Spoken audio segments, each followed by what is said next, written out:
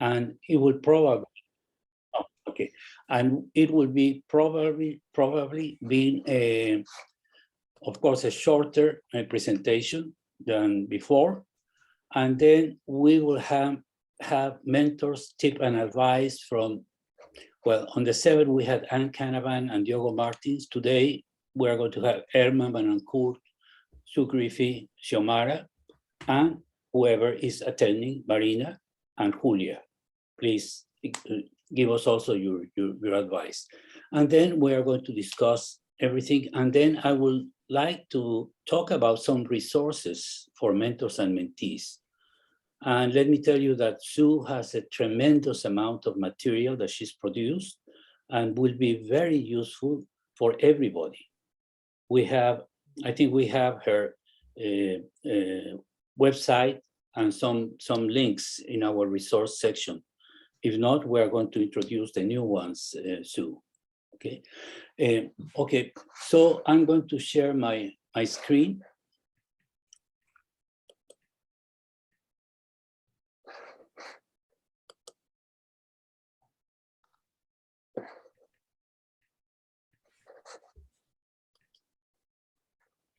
Can you see my screen now? Yeah. Okay.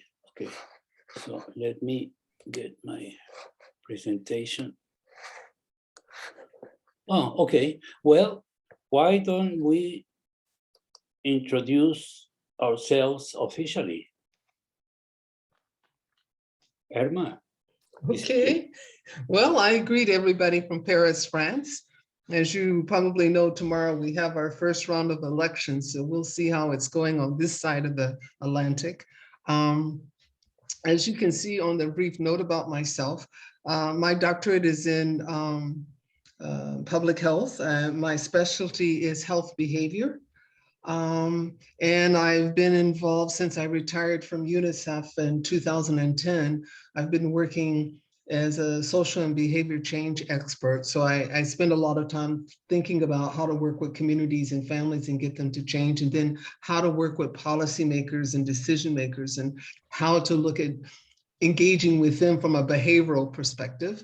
In addition to doing consulting work, I teach part-time at the Paris School of International Affairs and in the Global School of the School of Global Health at New York University, where I am involved in a course that focuses on behavioral communication for epidemics and disease outbreaks. Wonderful. Thank you very much. And then we have Sue here. Please go ahead, Sue, and we're going to introduce all of you again through your profiles, because maybe you forgot something. Okay. Thanks.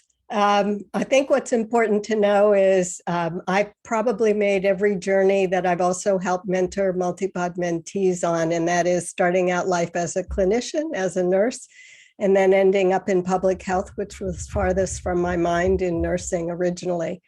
For the last decade, I've been known as Sue Mentors. I started that formally in 2009 and then retired full-time in 2014.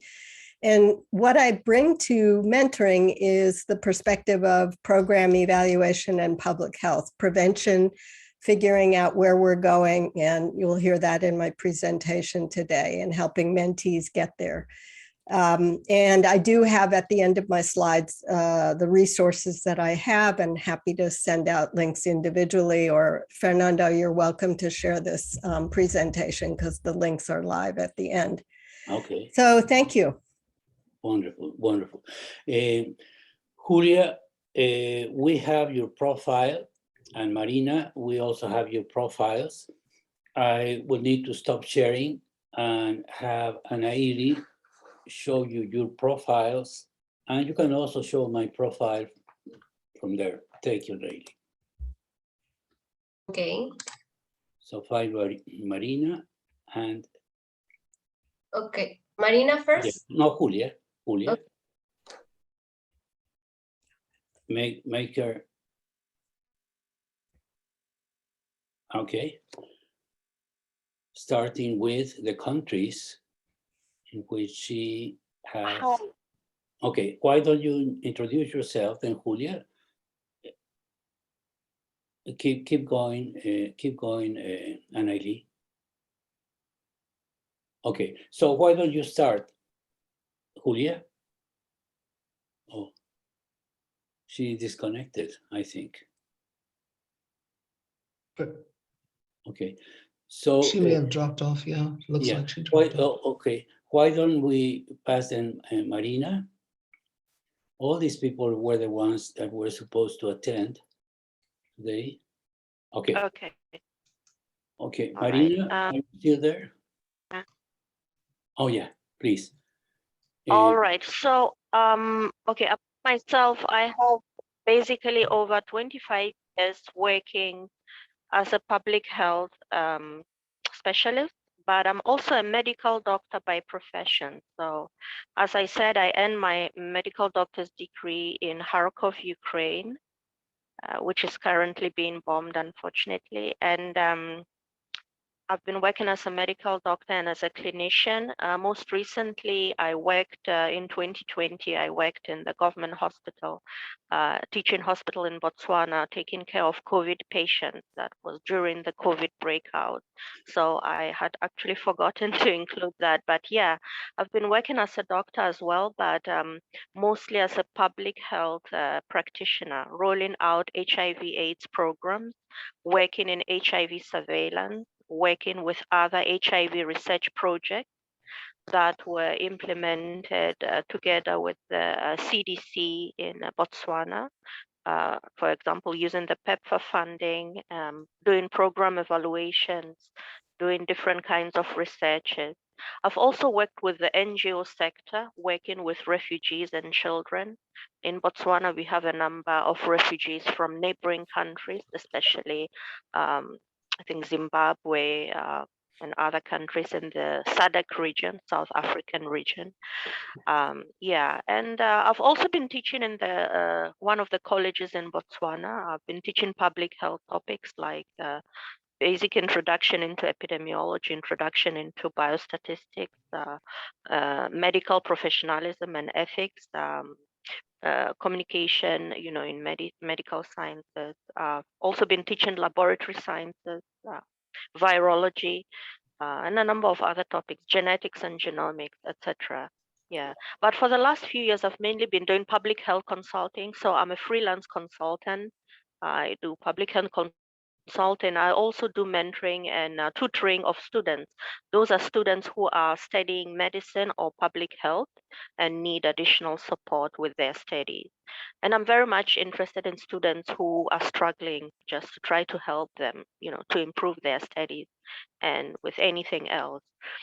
I was part of the alumni counselor committee at Harvard University, and I found that very interesting. So I'm very, very grateful to be part of this MultiPOD mentorship program, and I would love to collaborate very closely with all the mentors and see how best we can assist the mentees that are in this program. Wonderful. Thank you. Thank you, Marina. Now, Xiomara, let's find Xiomara.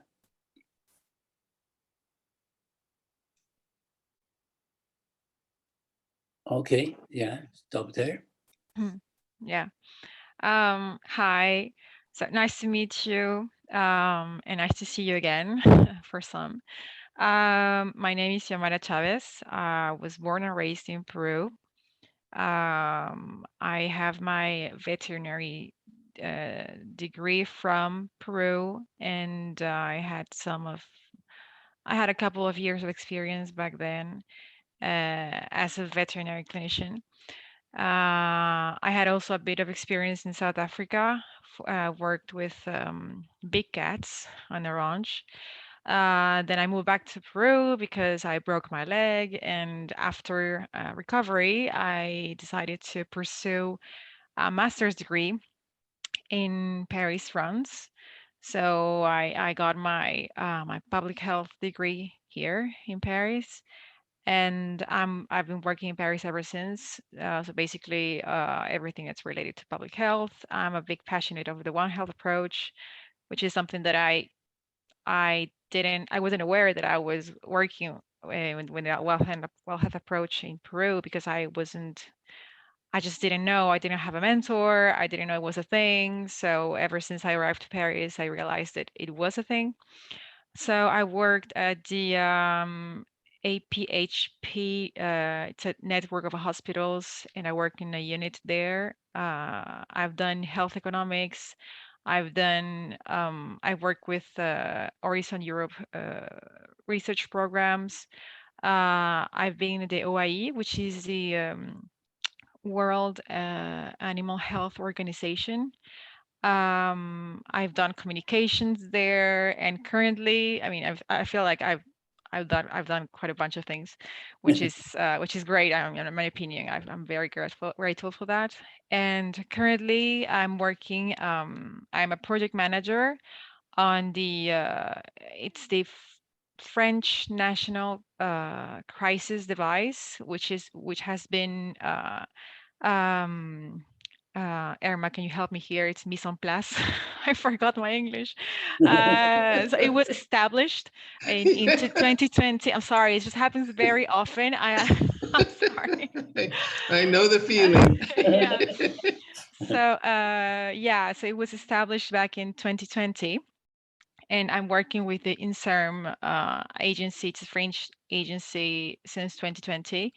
And it's been quite a challenge because we have to work with the health ministry and the research ministry together. So there's a lot going on, and COVID-19, unfortunately, it's not over. So yeah, that's where I'm currently at. Xiomara and I have been working since what, 19 or 20? 19, I think. 18, Fernando. Oh, since 18, okay. Yeah. Okay. So I have been very fortunate. And she's working at INSERM, which is one of the top scientific research organizations in the world. So I'm very happy that she's here with us. And Julia has joined us again. So Julia, why don't you introduce yourself? I'm not going to introduce myself because it takes a long time. So we'll go directly to what we need to do. Yeah, I think, I don't know, my internet just went away. Okay. Luckily. You cannot see? Yeah, I can see. So I'm Julia. Show the country. Show the countries. Spain. Yeah. I am from Spain, from an interesting place called Melilla, which is in Morocco, the North Morocco. We are always on TV because of the fence surrounding the city. We have been on TV last week because of the flooded city, and hopefully nothing else. And so I'm a physician. I started doing clinical work in Africa. And then I just realized I needed to keep on going, but with public health. And once I did that, I guess I'll go back sometime, but I have never been working abroad doing clinical work. Sometimes, yes, if I have to. But I'm an implementer. I've been working with many NGOs like MSF or Doctors of the World or World Vision, and also for some consultancy firms managing those macro projects funded by the European Union. And I have been within the public health sector, like maternal and child health, immunization, HIV, TB, and lately mostly nutrition. I have been in Angola for a while. I was in Angola during 2006, 7, and 8. And then I went back by the end of 2013. And I don't know how, but I never came out of there. And but I'm happy. I like it in there. I mean, it's difficult. I'm sure you have heard Angola is a very difficult country to work. I compare it to Somalia, but once you get used to that, and you know, once you get to know how to move the machines so that project implementation can be carried out, you are more or less comfortable, always aware, but comfortable somehow. And I joined Dr. Zacharias with this MultiPOD mentor. This is my 3rd year. So that would be 2020. Okay, thank you, Julia. Okay, thank you. Everybody has introduced themselves, and I want to introduce myself because I'm the program coordinator, the principal mentor. Principal meaning as almost the director of a school, although this is not a school, because all of you are main mentors. So I'm going to share my screen again, and then we're going to move to the presentation. Okay.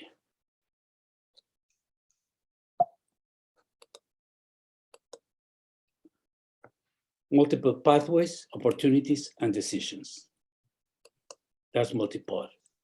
And this is what we should work on. And I try to emphasize this because many mentors think that they are going to be teaching academic subjects. And some of the mentees complain about that, or unfortunately do not complain about that until the end of the year. You say, I left because they were teaching me what I already knew.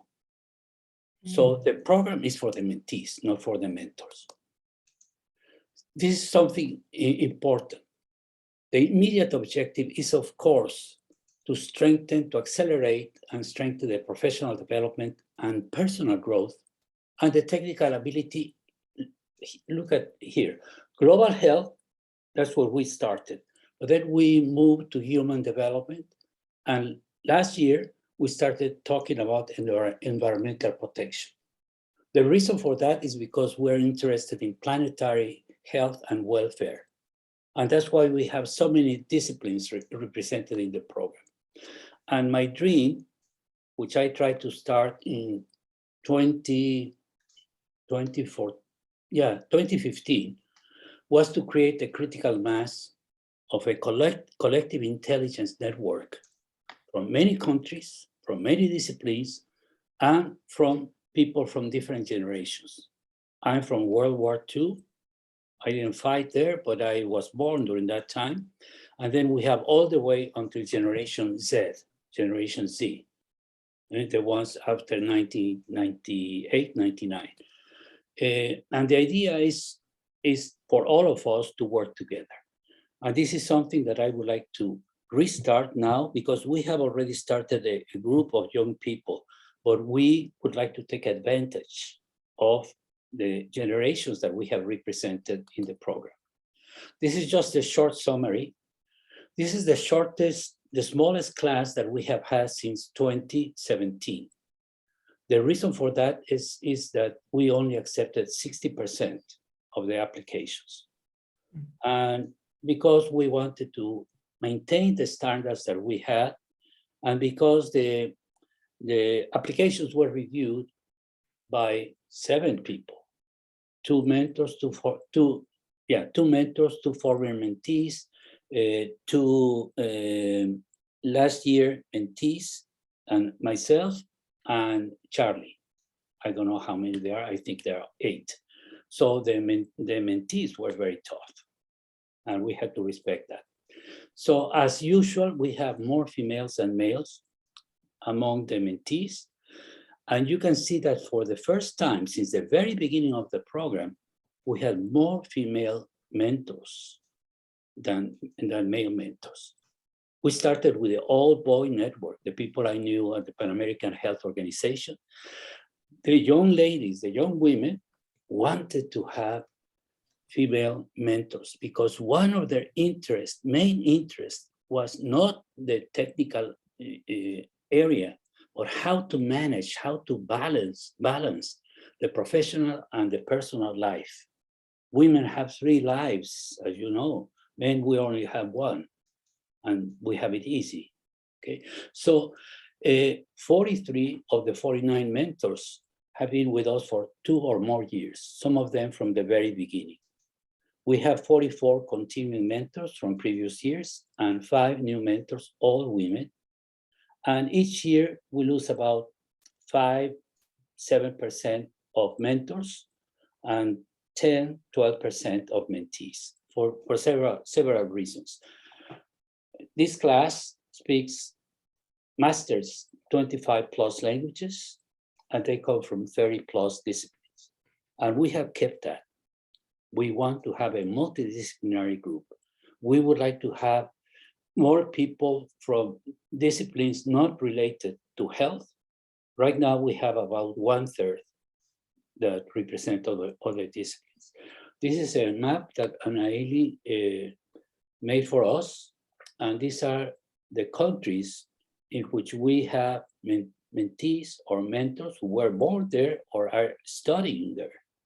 And the last count for 2022 is 122 countries.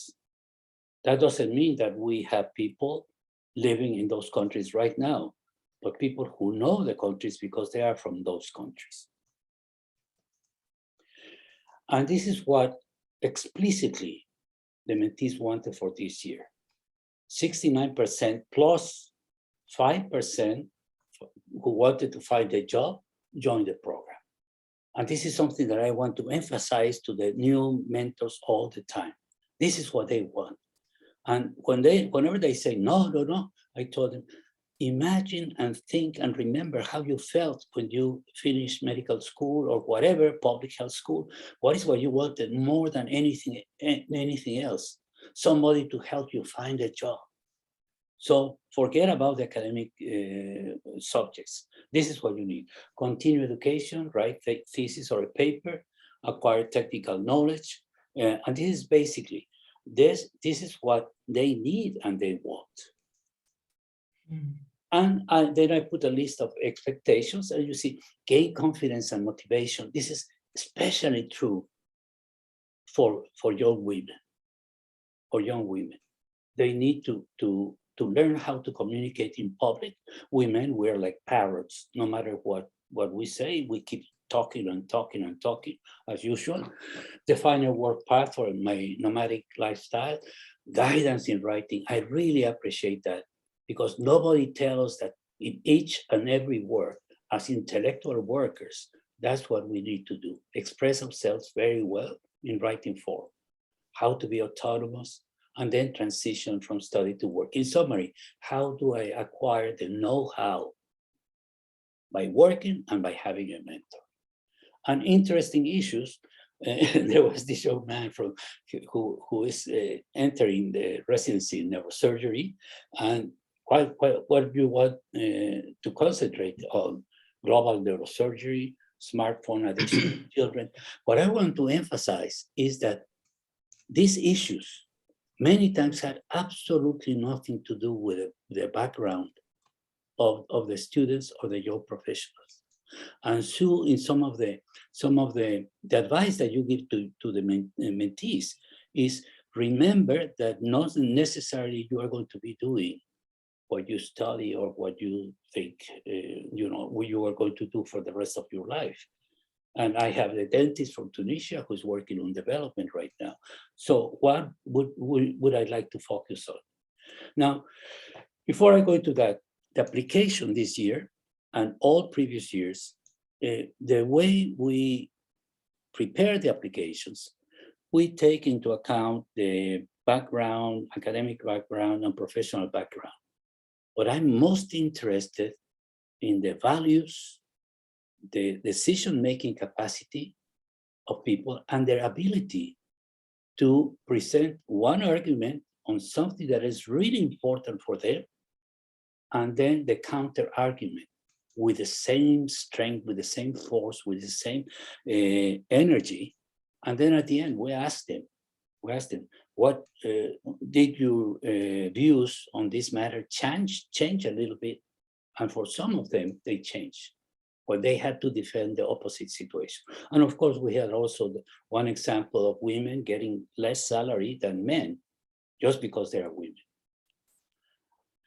These are the qualities that we look for, and Sue is going to talk about it, and Irma too. The selection, best among peers, quote unquote, because all of them are very modest. No, I'm not the best. They don't want to accept that.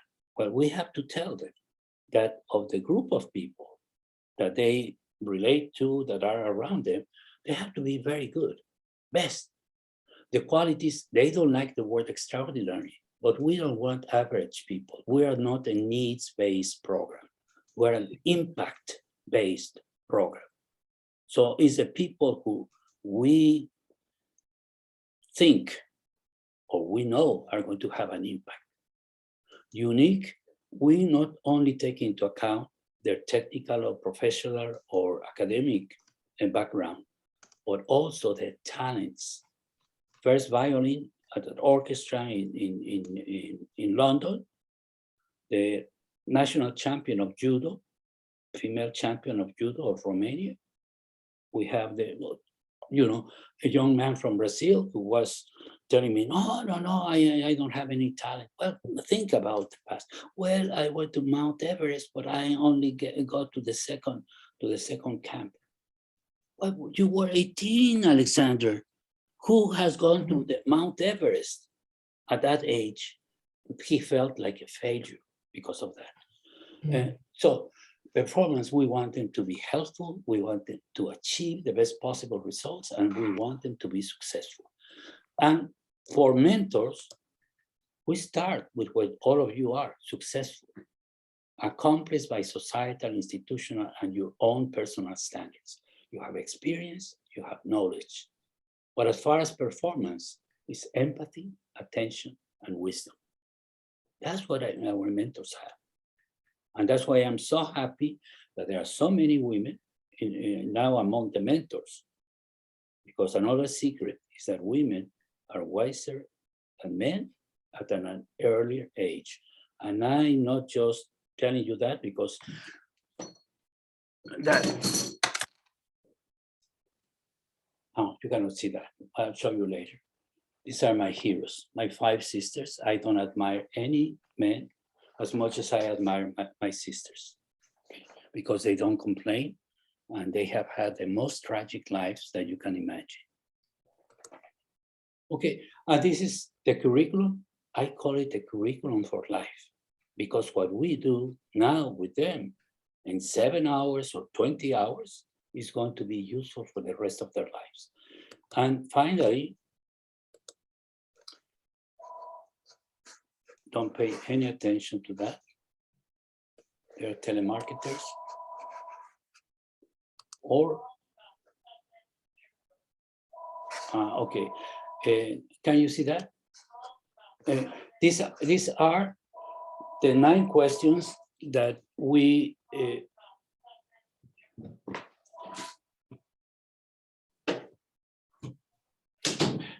my wife and grandchildren went to the beach yesterday, and 2 of the girls tested positive, for COVID. So they have them isolated during their vacation. So that's probably. So pathways, there are 3 questions. Who am I? What am I? And what is my ikigai? The opportunities, how do I know what I want? How do I find what I want? And how do I get what I want? And finally, we can expand on that. Decisions, how do I know this is it? How do I choose? And when do I choose? I'm not going to expand on that because we have taken too much time. I have taken too much time, and I would like to have to listen to Sue, who has to, both of our speakers have to leave. So I stop here, and please, Irma, why don't you start? Well, I guess what I'd like to say, just being a mentor, is, and I think you outlined it, Fernando, is my experience. This is my 3rd year. And I think the first year I mentored 2 people. The second year I ended up mentoring 3, and I'm back with 1. And the person that I'm mentoring this year is someone I began with last year. So I've seen several different things. I think the point that you were emphasizing, Fernando, in terms of people looking, one, to question the career path is what I've seen in the people that I've talked with, and to try to figure out how they want to pursue another employment. I've had only young women, so I haven't mentored any young men. But the issues I think that you raised earlier is what I've experienced. There's a questioning, not so much of their technical skills, but how to approach the work. Most of them have already been working and they're trying to move into other career paths. And the questions have been how to do that. What are the kinds of things to consider? And I've seen my role as more of being a sounding board for people to bounce off ideas that they have, to discuss approaches that they might use, the pros and the cons, but leaving up to them the decision on what they're going to do and how they're going to do it. The other thing I've experienced is that people have asked me a lot of questions around my own professional trajectory. How did I get from point A to point B? What were some of the kinds of things that I experienced? So I've shared it, but in the context of hearing how they're experiencing things. I think the other level that I just highlight is the emotional aspect. I think sometimes it's just been for me to listen to them, talk about their fears, talk about their joys, but to get it out. As several have said to me a couple of times, is they're used to kind of keeping it inward, and having someone who is not necessarily a family member or their best friend, but just to give them that other perspective, or to ask them the hard questions that others may not want to ask them, so that they can kind of play with the ideas in their mind. But I think it's more that it's the sounding board, and it's being the person who's willing to allow them to test out ideas and things that they want to do. Wonderful, thank you.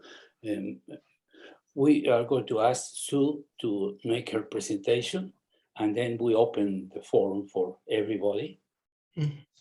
I don't have. I'm going to stop sharing my screen. Oh, okay. Oh, I wasn't sharing my screen, was I? No. No, okay. So you didn't see what I said. You're fortunate. Okay. All right. Hi, everyone. Colleen is here. Okay. Okay, please. Hi, good morning, everyone. Sorry I'm late. Okay, thank you, Colleen.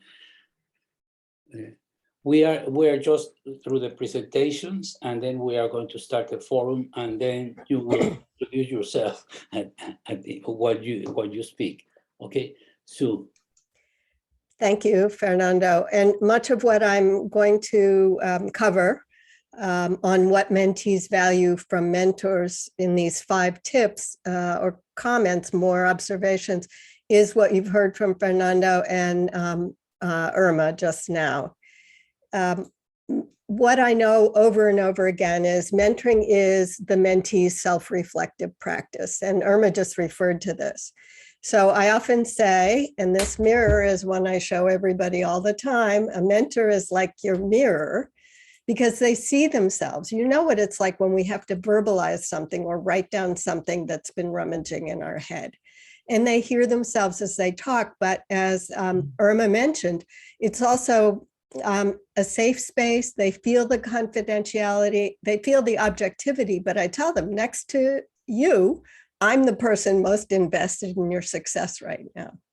Mm-hmm. Second, a mentor is a guide. We all know we're guiding. Here's what the guide means. They know where they want to go, and we can help them see the roadmap. And I think that's why more and more mentoring programs are successful, or more and more are being developed, because people need this mentoring. Fernando commented on wisdom, and it's really true that mentors help with reassurance and wisdom and guidance. What's most important is our mentorship is helpful to them. What we know is helpful, but frankly, I'm 30 to 50 years older than most of them. What I've heard over and over again is how reassuring it is for them to know that other people their age, their career levels are going through the same problems that they have, that they're not alone. I think we all do this without recognizing it. So I wanted to make sure you all recognize it. And that is celebrating their wins each time we get together. Usually for me, it's every 2 weeks. I named myself the mentor with pom-poms years ago because I was never a cheerleader, but I do show people my pom-poms. But that is because it helps them realize their progress. We've laid out the roadmap and they see their progress each time. And without us meeting regularly with them, they wouldn't have that value.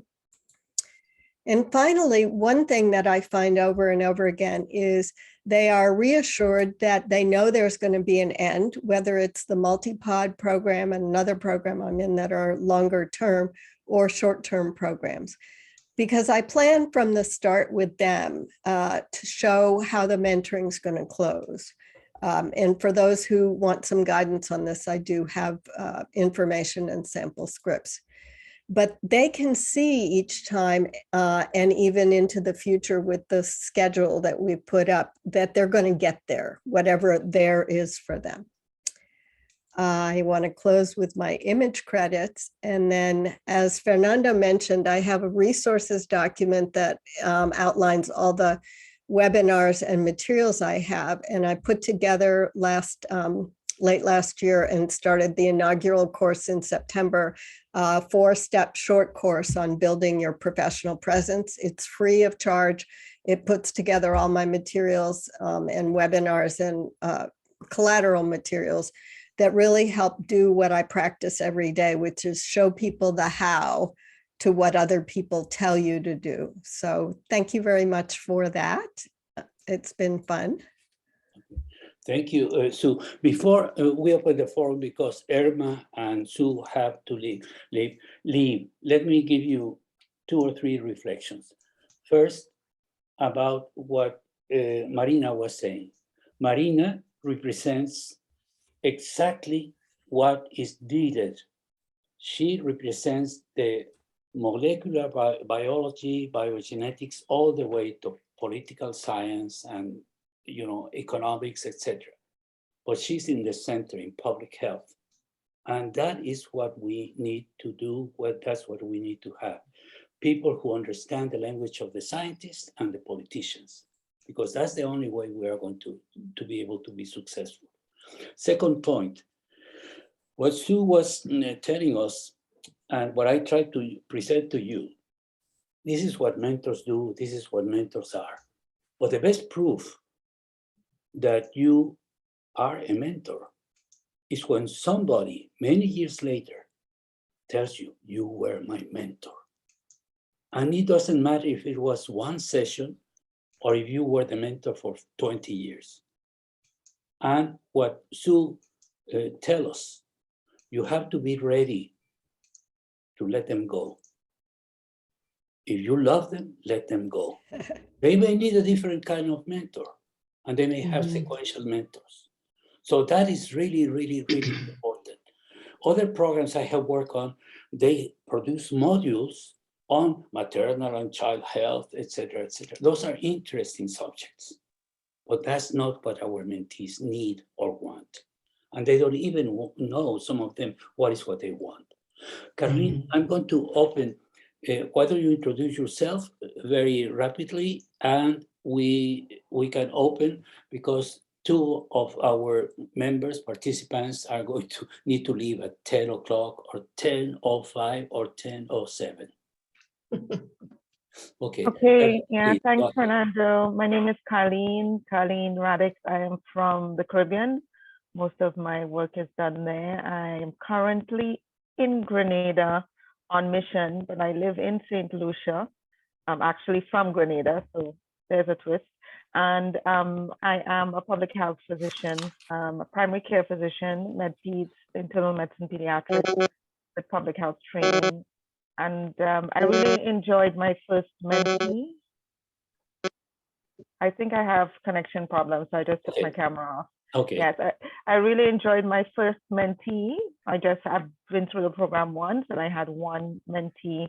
I really would have liked to have been able to pair with someone so they could have had that pair experience. We tried to, but it didn't quite happen. So yeah, happy to be here. Wonderful, Carleen. Carleen, St. Lucia, Derek Walcott. Grenada, I wanted to be the dictator of Grenada. That's all I wanted. Because they have one hospital in St. George's, and you can go any place in the island, in the country, one day and go back to the capital. So it's ideal. Yep. 120,000 people or something like that. So it will be an easy and difficult country at the same time, but manageable. Okay, so I'm very, very, very pleased that you are in the Caribbean. We have other people from the Caribbean, from Barbados, and we have from Trinidad and Tobago. Okay, so the people who haven't spoken before or commented on the mentorship, if Sue can stay 5 more minutes, it's 9:58 here. 3 more minutes, 5 more minutes, please. Go ahead. Any comments from anybody? Carleen, something about your experience mentoring? I was late, so I'll let the others go ahead. Well, they have already spoken. I think I see some mics open. It looks like people want to speak. Okay. Yeah, I just want to comment very briefly before we lose Sue and Irma. I think I forgot to say that I was previously a mentee in the program, and I have the both sides of the story. I lived them. So at some point when I started with my mentor,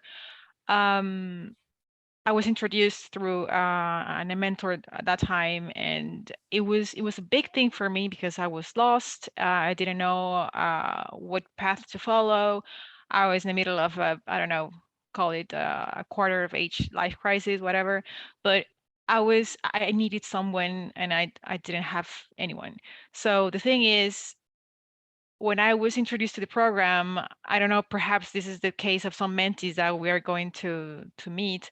I felt it was something huge. Like I felt like it was I'm going to take an exam or something, that they're going to, I don't know, judge me because I don't know something about microbiology or whatever. But it was absolutely nothing like that. And I think this is the best part of the program, that we actually are able to talk from human to human and be able to, as Sue perfectly said and summarized, we are confident. So I think this is the best approach that many young people need. Young, I include myself as well, because I mean we all go through there at some point in our lives. So thank you very much, Sue, for this wonderful presentation.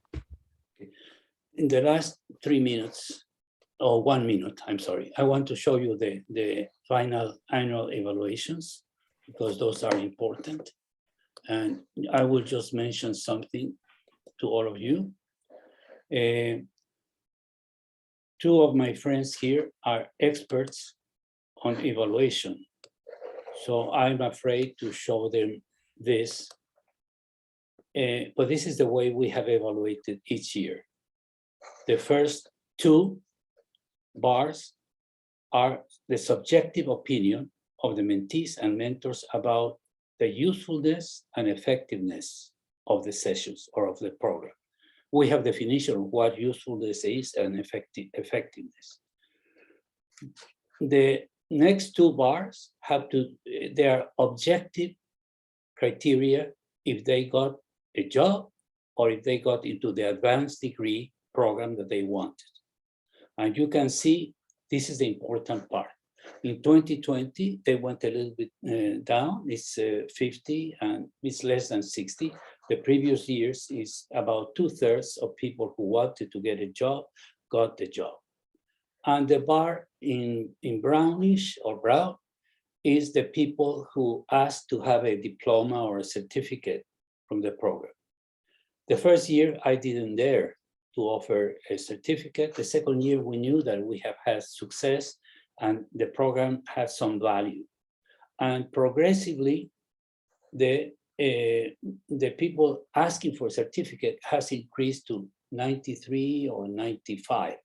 So that for us is a validation of the usefulness of the program. In 2020, we had less success than in previous years, and we assume that's because of the COVID pandemic. This year, we haven't finished with the evaluation, but it's going to be not as good as the previous years. First, I think because we admitted too many people into the program. We had 81 people last year. And because I made an effort in contacting those who had left the program.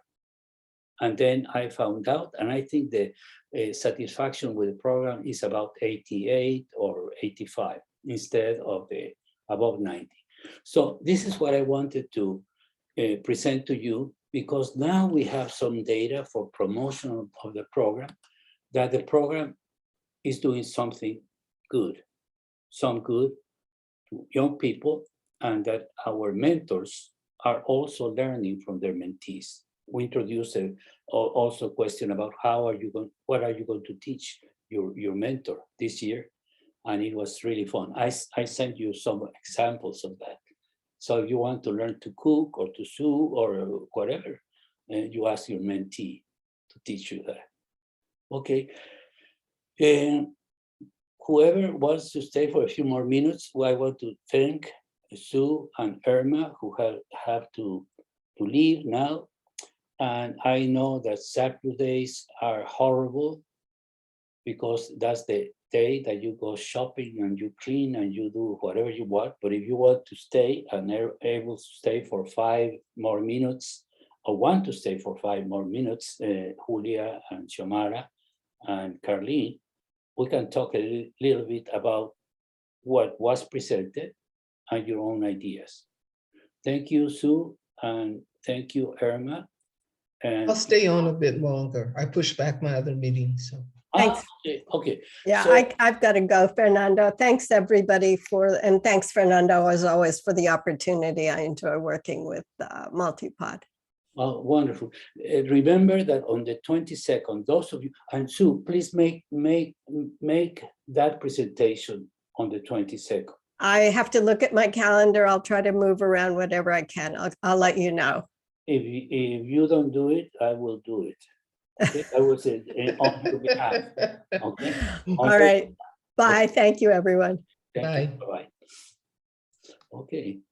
So, Carly, Julia, and Marina, the floor is yours, and Irma will answer all your questions.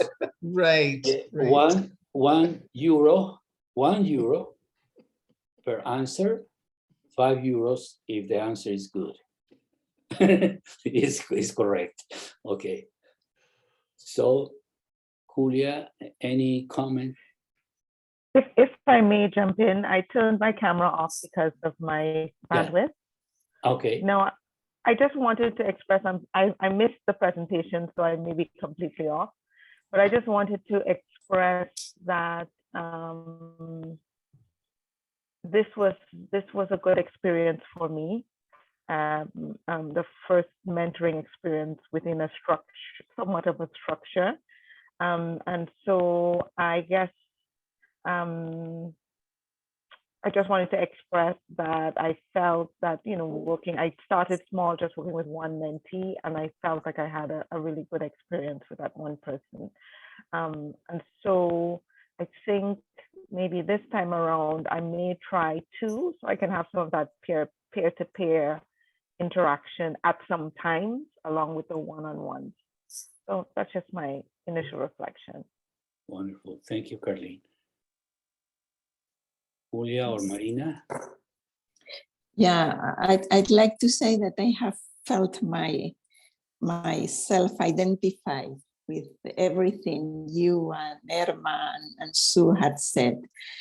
And I agree. I mean, we as youngsters, we also needed a reference and knowing whether I should go this way, or I should do this way, or I should approach this problem this way. And that is from my point of view, the main role of the mentor. And I mean, if they ask also for some technician issues, I mean, we are also there up to them. Yeah, but the main thing I have encountered is the need for orientation, either to study or to get a job, or I have studied this, but I want that. Do you think I'm going to get it? That kind of thing. Always looking for references, real life references out of the book. Like the ones you provided me, Dr. Zacarias, like the ones you provided me long ago. Well, this is a very important point, because I keep telling them to consider the mentorship as part of experience. That is not double counting.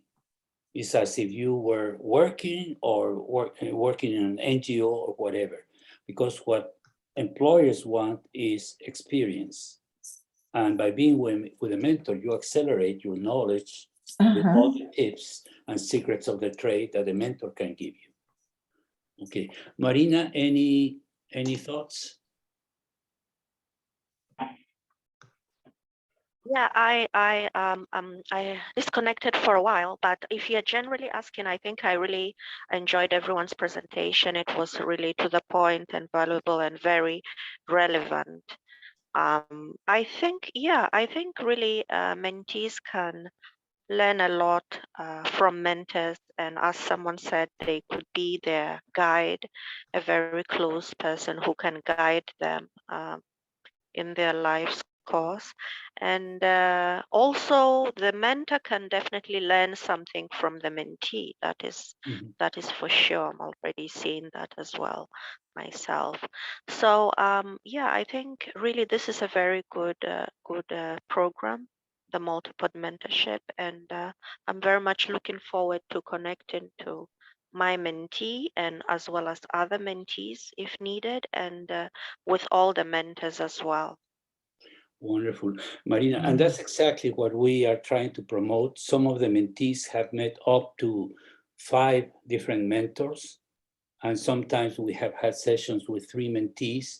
Sue always, or many times, has almost like workshops of mentoring with their mentees, with her mentees, especially when she has to teach them how to write a good resume or a cover letter.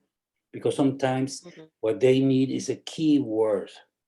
I mean, I'm sick and tired of win-win. I'm sick and tired of outside of the box. Say, build your own box, my friend. Don't just think about out of the box. There's no win-win. Okay, somebody wins, but it depends how much you think you are winning. So passion, you don't need only passion. Everybody has passion. You need fervency. You really need to have a cause that you say, I'm going to keep going and keep going no matter what. And let me give you just one example. You can be a mentor in one instant or for one instant. I remember meeting a teacher in Arica, in the desert, the northern part of Chile. And he was talking to me and telling me about what he had done and his dreams and etc. And I said, why don't you write a book? I said, no, I don't know how to write a book. And then I said, well, here's my card, please write to me. And he wrote to me and sent me like a outline of the book that he wanted to write. And he said, it doesn't matter. You don't need to start chronologically or with your ideas. Whatever you think, write, boom. And then you put a book together. And then about 7 years later, I was in Santiago and I was going to give a conference. And then somebody came to me, a man, and said, here's my book. He gave me a book, his book. And at that time, I felt, yeah, I did something that really affected, influenced the life of somebody. And that is what we are doing. And that's what I keep telling people. you have an obligation, it's a privilege, it's an honor for that a young people trust you and wants to share with you who he or she is and her dreams, aspirations, and you're going to give guidance for that. Okay, so I don't want to take more of your time. It's 10:12 here. So thank you. I think Caroline, I don't know, maybe I'm wrong, but she has a question probably. I think. Okay. Yes, thank you. I had my hand up, but maybe my hand is too dark to see on the background. You know, men talk all the time. Yes, yes. It's good that you stopped me. No, I was enjoying your story, so that there was no need to stop you. It was very inspirational. So yeah, I was actually going to comment on the what Julia had said around the fact that, you know, the guidance that young people need, or that mentees need. They not always have to be young. They're often at a transition point and seeking mentorship. But one of the things I just wanted to say was that, so for example, for my mentee, she had several offers because she was, you know, a very high achiever. And part of it was just making a decision between offers that were all good. And I think for me, it was just reassuring her that she could make the right decision, you know, for herself. Because really and truly, is there a right decision? But there's this fear that if I make one decision, I'm missing out on something else. And just reassuring her that she could make the right decision, and then reassuring her that she did make the right decision. So I just wanted to make that sort of experience. I agree 150% with you. What I tell the mentees is, you are young. If you were 65 or 70 years old or almost 80, as I am right now, you cannot afford to make a mistake. I mean, just imagine if I started a new career. My new career, I started in 69, being a full-time mentor. But always tell them, if you think you went in the wrong direction, you can always go into another direction, especially the millennials and the Generation Z. In my time, I knew what my life was going to be since I was 8 years old, that I decided to be a doctor. All the subjects I was going to take in school, everything was preordained and arranged for me. And if I had stayed in Mexico, I knew I would have married my girlfriend at that time and have children, etc., etc. So for millennials, they are jumping from one place to the next. I worked 30 years for the same organization. So you are absolutely right, all of you, and I want to thank you for your advice. And it's a pity, and I'm going to scold everybody who did not attend. And please, if you can participate on the meeting on the 22nd, it will be wonderful, because the words and the concepts and the ideas that you have shared with us are going to be so valuable for everybody else. Thank you, and have a nice weekend. Don't work too much. Can I say it would be useful if for the next meeting a calendar invite is sent, because I think that's one of the things that helps to make sure that I attend meetings. If it's sent in a calendar invite, then it goes straight into my calendar. Okay. As opposed to just an email. So just a thought. Wonderful. Since I'm not the technician, I still write with my on stone. Everything I say is on stone because I don't know how to write on paper. So Anneli, please, you are going to send them the stuff directly to their calendars. Everybody has Google, I think. Okay. Yep. Thank you very much, everybody, and I hope to see you on the 22nd. Thank you, Fernando. Bye-bye. Thank you, Fernando. Have a nice weekend.